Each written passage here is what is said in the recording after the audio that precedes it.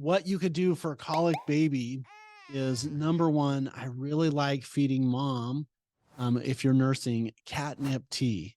Let me see if I can pull up the reason for this. But I just love catnip tea for colicky babies. I have mom take it.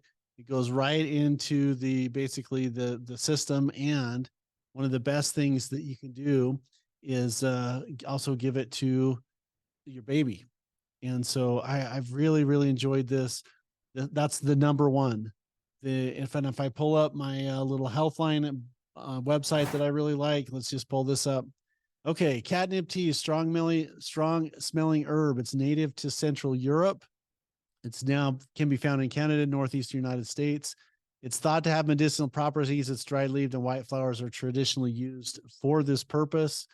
The uses treat nervousness and anxiety. So if anybody's having anxiety, this is one of the things to be really good for you. Catnip tea.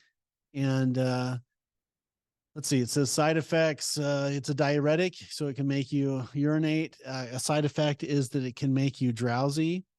It should only be consumed in adults unless otherwise advised by your doctor. Like, so I've seen them bring really good outcomes with colicky babies.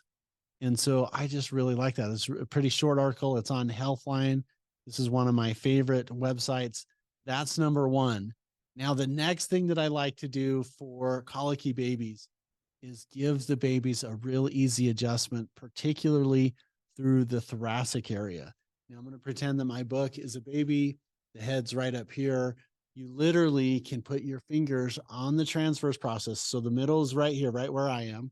And you put the baby a little bit in extension and you just kind of go like this and free this up. It has an amazing neurologic effect on digestion for babies. I've adjusted babies. The youngest is hours old. The oldest patient I've had is 104. So I've adjusted from 0 to 104, but great things for colic.